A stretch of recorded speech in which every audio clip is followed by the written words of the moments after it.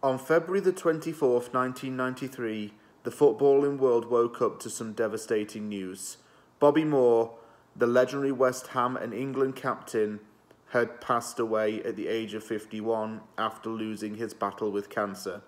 Tributes flooded into this great man who had the honour of lifting England's only World Cup trophy to date, having achieved this in 1966. Bobby is a well-loved person in East London as well as in England. He cemented a footballing legacy that many looked up to over the next decades. He was a dominant defender, a strong leader, and a man who adored West Ham and playing for his country.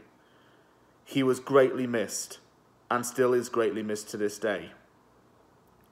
In late 2014, while I was visiting my mum in the UK, I decided to go into a local charity shop and use some pocket money I'd saved up to buy loads of autobiographies. I wanted to get into reading more. I decided to do so. And I've read many football-related autobiographies and sport-related biographies over the years to gain a better understanding into the careers of some of sports' best-known faces, and particularly in football. I've read the autobiography of Bobby Robson.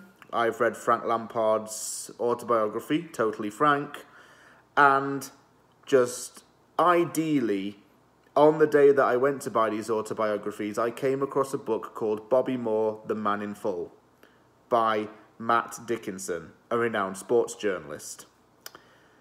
I wanted to read this book because, as a West Ham fan, I just wanted to see more into the life of really what Bobby Moore was like. Because on paper, we perceive him as this legend who was West Ham through and through, and he won the World Cup. Everybody knows the basic fundamentals, and everyone knows that he left a godlike status around West Ham. He was a player who was never afraid to commit to tackles or command his fellow teammates to tighten up gameplay. He was a prolific number 6, and he had the whole footballing world loathing over him. But as I read this book, that perception began to change. He wasn't the same person away from the limelight and all the glitz and glamour that followed him.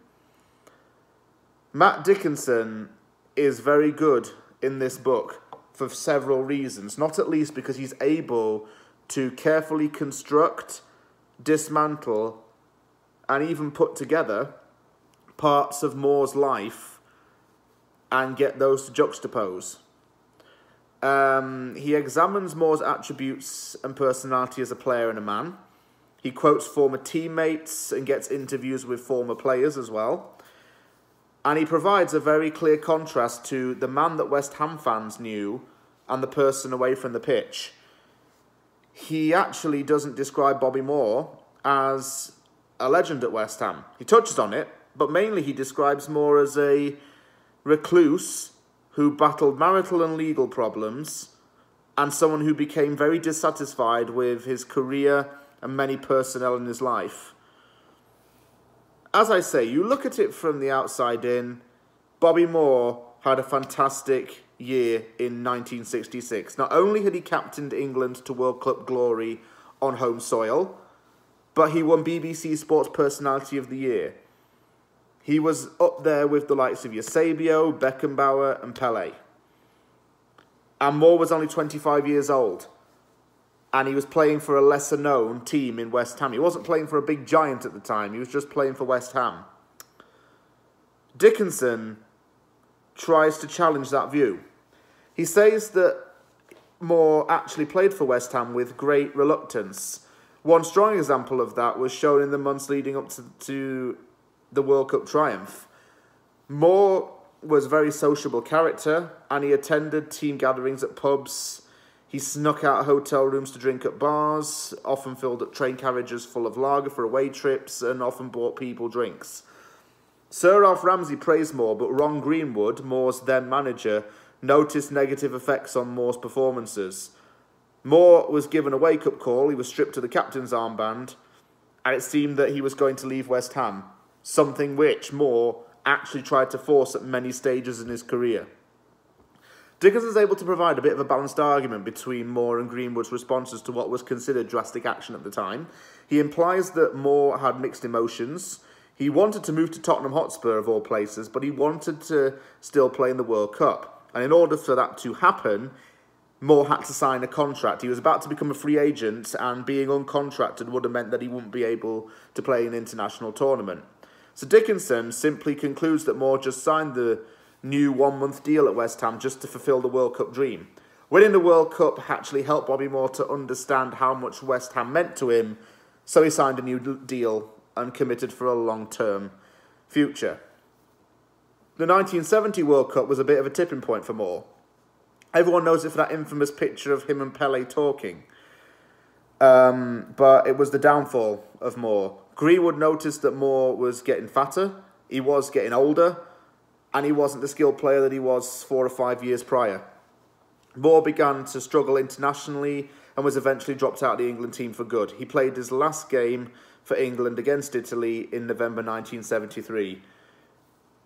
Moore left 1 year later and joined Fulham, and he played in the United States, and he also played in Denmark for a little bit. Moore looks as though he had a very serious head-in-the-game mentality all the time. But the book does delve into this and explore his roles within his own family unit. As his career grew, his wife and children grew accustomed to having a famous footballer in their lives. It meant media speculation, it meant press conferences, paparazzi, the works. Dickinson's able to paint the picture of a married couple who went through many emotions and difficulties because of Bobby. Dickinson says that the couple had a celebrity-like status because of the World Cup, and they experienced a lot of the high life as well. Moore met with Muhammad Ali, he had dinner with Sean Connery, and had a night with Frank Sinatra. He and his wife lived like royalty. They lived like big Hollywood celebrities at the time, up there with the likes of, Kirk Douglas, Laurence Olivier, Richard Attenborough, those kind of people. Even the Beatles you could add on to that. Those kind of big names in the 60s.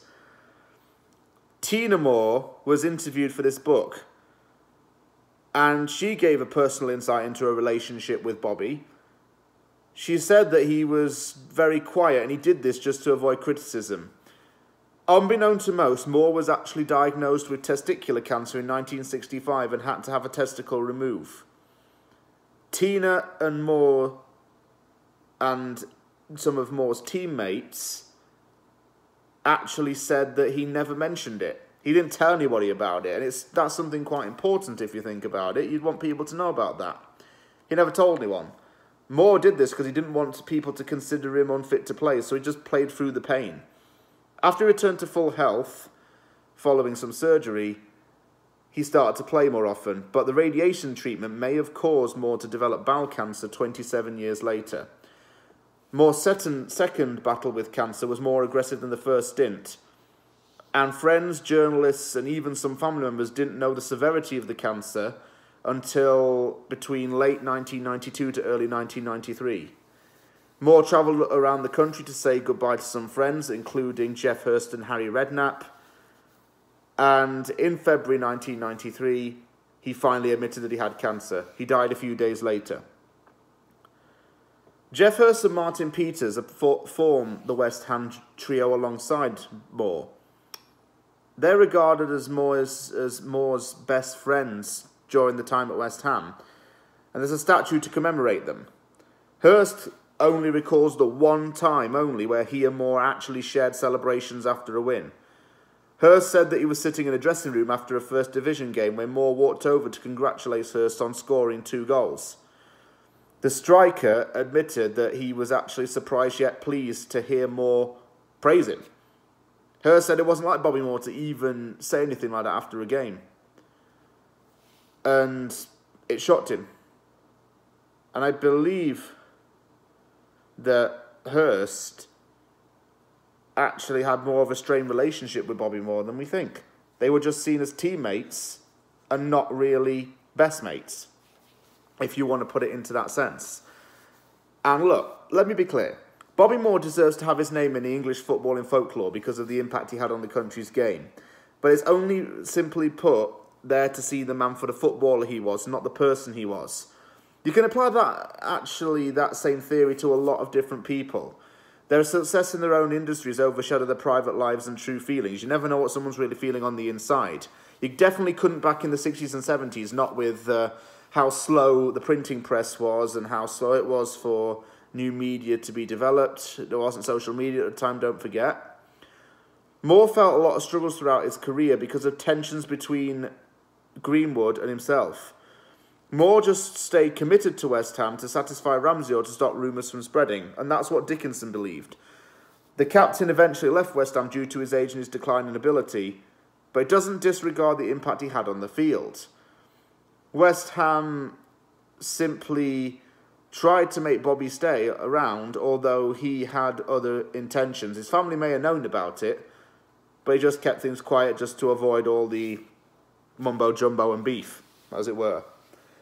And the quotes in this book summarise, and if you do pardon the pun here, they summarise a closed-book attitude from Sir Bobby.